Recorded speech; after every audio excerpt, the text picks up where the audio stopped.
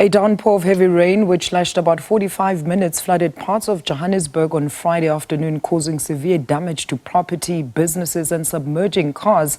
Some of the stationary cars could be seen being lifted by the water, while traffic on the highway was brought to a standstill. Luckily, no fatalities have since been reported. Robert Mulaudzi, Johannesburg EMS spokesperson, is on the line to tell us more. Robert, a very good afternoon or evening to you. Thank you so much for joining us. But what a way to start a new year. Compliments. Which areas were most affected by these floods yesterday? Good afternoon, Manisha, and afternoon to the viewers.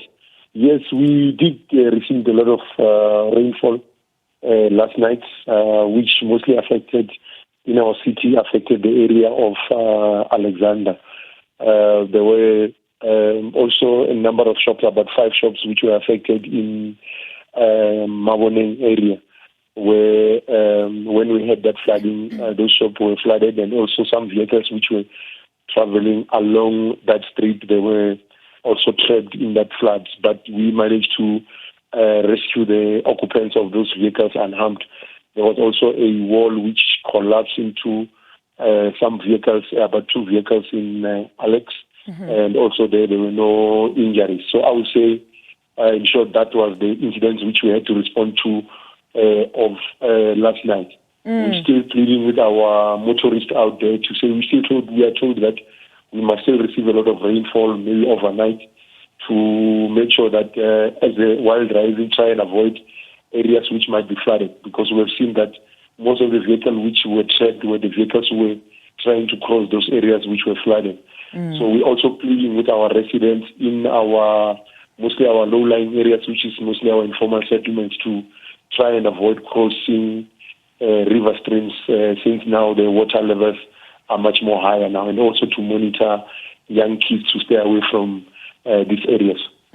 Robert, why these specific areas, and could the damage caused have been foreseen and preventable? Most people have literally blamed the non-storm water drainage by the city, with hawkers obviously shouldering most part of the blame, especially in Maboneng, where they say that rubbish is dispersed in the very storm drainage systems. Yeah, I think it's also our responsibility to make sure that we look after, the infrastructure. However, I wouldn't really dwell much in terms of the infrastructure. I think I will leave that to maybe the departments which are responsible for that, who can be able to elaborate further on, the infrastructure and also what they're doing.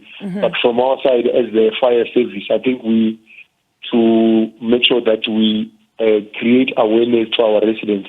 We have already intensified our program. If you look at us, our community outreach programs we've been conducting throughout December, January, holiday season. Mostly we're targeting the communities who are conducting the baptism ritual and cleansing rituals. We have done a lot of work to visit those areas to give them the necessary skills to prevent, incidents where people might be washed away while they're conducting the rituals. We also have been conducting, our campaigns in most of the shopping malls throughout the city to make sure that our residents are aware about the dangers of flooding and also safety in general during the festive season. So from our side, as a fire service, we have taken a strategy. We call it Prevention in the Future, which mostly talks about us empowering our residents. So we will use all the platform like the one we're using now to alert them about, severe weather conditions which we have. Like now, we are using our, television, radio, social media platforms to make sure that our residents are aware about the dangers and also what is it that they can do to prevent, disasters as and when they happen in the area. Very quickly, Robert, what numbers can people get hold of you in case they need assistance?